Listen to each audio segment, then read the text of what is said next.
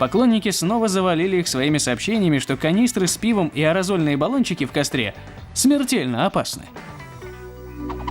Если нагреть их свыше 50 градусов, они могут взорваться.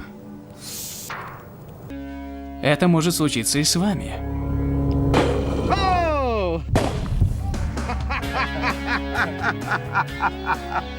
Ну и где другой? Другой где-то там.